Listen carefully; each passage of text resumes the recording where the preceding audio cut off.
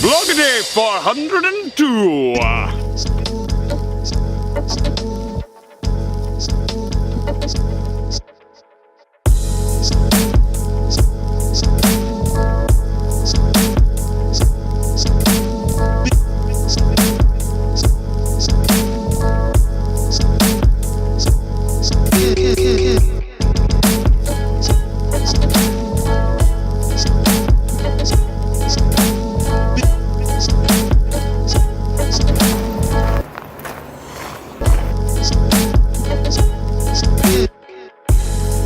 Welcome back to today. It's Writerly Wednesday, and I figured that we should have a regular piece about what I'm reading because, as you may know, reading is an important component to writing, and I need to make sure that I'm reading a lot. Last year I read Harry Potter straight through. We talked about that a lot, which is really fun. Right now I'm reading two things. I just finished my friend Jane Friedman's book, The Business of Writing, or On the Business of Writing? The Business of Writing, which is very good. It hasn't been released yet. It'll be released by Chicago's University Press in the spring, pretty sure. I'll link to it below.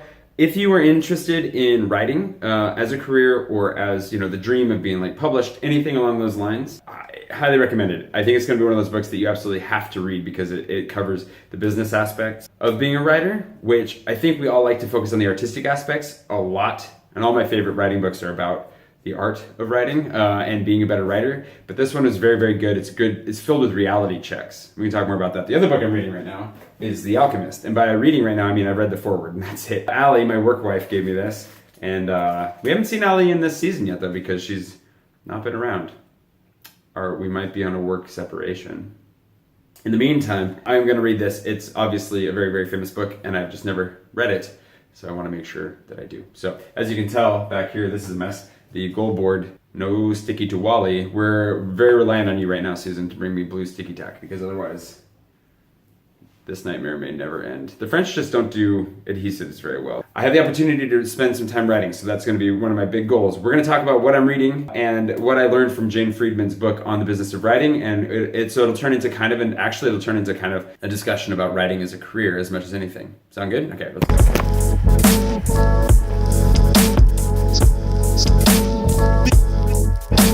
Jane's book, what is it? It is basically an attempt to try and educate writers on the fact that there is a business side to writing and it's important, and you need to be good at the business side if you want to make a career out of it. And so the book itself is geared towards creative writing students. I think a lot of university is where she's hoping that's going to end up, but it's definitely a gaping hole in most of our educations as far as the arts go. We love to focus on the creating of art, don't like to focus too much on the packaging, marketing, or selling of it. Any of the other business stuff that goes with it. So her book kind of covers everything from writing for magazines to writing books, writing nonfiction, getting agents published, marketing, social media, all kinds of stuff.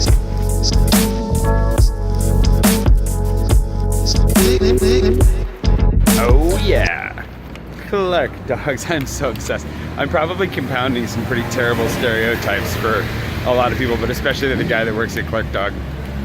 Probably just thinks that's all Americans eat is hot dogs. I haven't eaten hot dogs in years and now all of a sudden I'm binging on them. I think the most important thing for me with Jane's book was actually the fact that it was just filled with reality checks. The thing is that a lot of people think that you can make a lot of money writing, which you can kind of cobble something together, but in the end there are so few people that actually make a full-time living off of writing novels or just kind of writing what they want to write. Most people kind of have to put it together with a whole bunch of other different streams or avenues of income, and so I think it was really helpful is that she's not shying away from that in the book. She's definitely very clear about that, but she's also very encouraging and saying, hey, look, that you can do this. You can make a career out of this.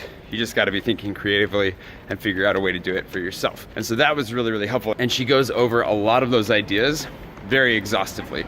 So you get a really good idea of, okay, if I want to write for a magazine or self-publish a book or find an agent or any of those things, she basically walks you through every step you have to complete to get it done, knowing that you can probably skip a couple of these steps, like you're gonna end up getting lucky somewhere along the line, hopefully, or finding your own route, but here's a roadmap to get to where you want to go. And she doesn't sugarcoat it as far as selling oh yeah, this is gonna be the dream, it's gonna be the best thing ever. It's very much nope, it's hard work, lots and lots of hard work, but it's worth it and you can do it.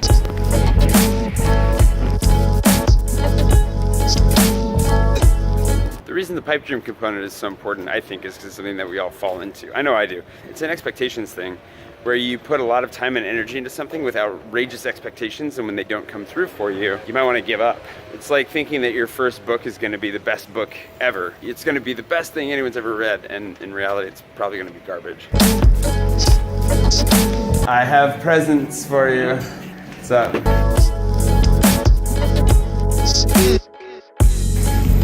I got some good revising done. Had to do a couple other tasks as well, but feel pretty good about the day. As for the book, the reasons that I think that it's basically required writing is not just to dispel myths, which I think are very important to dispel, about the publishing industry, about writing, about making money off of it, all that kind of stuff. I think that's valuable, but I also think that it helps to destigmatize the importance of being a business person when you are creative. I think the more that we talk about it, the more that we talk about the need to think through these things, strategize, and make business-oriented decisions so that you can thrive is really, really important, because I think a lot of people, because there's this like anti-business stigma within a lot of the arts, people have a tendency to kind of push back very violently against the idea that they need to be decent marketers, or they need to at least put effort into marketing, that they need to put effort into presentation, into branding, those kinds of things. The less that we feel like that's icky or not a part of the art, I think the more benefit it will do artists as a whole, and you'll see more artists succeeding, hopefully. At least there's a better chance that you're going to succeed if you're on top of these things.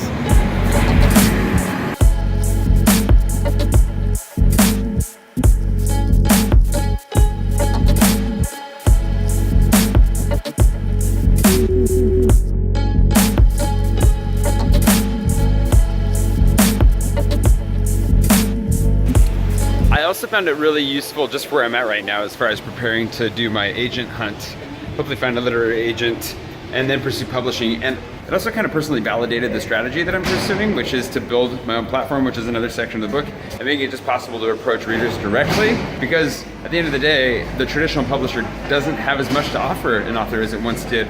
And there's a lot of potential for the need to be able to do all the marketing on my own, or a lot of it on my own. So it definitely made me feel better about my strategy to go hybrid as far as getting a book traditionally published soon, with the intent of gaining the legitimacy that brings, but also keeping me free to self-publish later, which is definitely still an intent.